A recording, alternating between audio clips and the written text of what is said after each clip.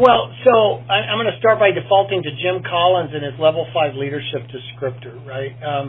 Which is to say, really service above self, decent, smart, never about him. I never felt, now you worked with him far more closely than I, but I was in his company several times. We were part of some things, and Norm Brown as well. But Russ Mawby, you never felt as if there was a barrier around the notion of institution, the interface of institution and the people at the citizen level. I mean, it was, and despite the fact that Kellogg and other big funders like that, they could pull that every day of the week if they wanted to. They're enormous, big corpus.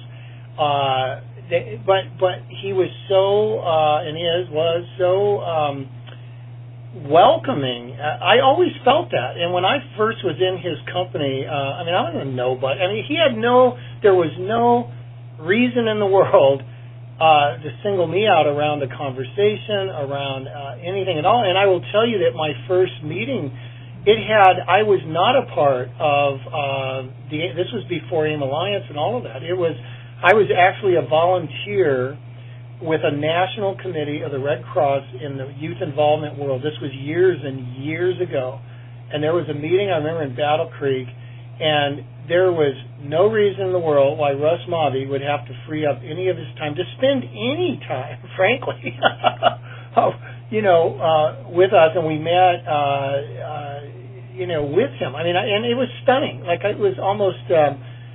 So it reminded me, there's something to be said about being humble, being embracing, being, and the level 5 characteristics that Collins talks about. If you just start identifying where did you ever see that in your life, and I would put Russ Mawby in there. He doesn't have to own a room. He doesn't have to walk in and have the larger-than-life, charismatic sage on stage. Doesn't need it. That's not what he's about, and yet he could certainly exert that type of influence if he needed to or wanted to. So I hope I'm not talking around your question, Kathy, but and again, I can't claim to have known him well, but he definitely, when I think of those that I've intersected with over many years, he would definitely be just on that list of, there's something really important to be learned by the style and the affect.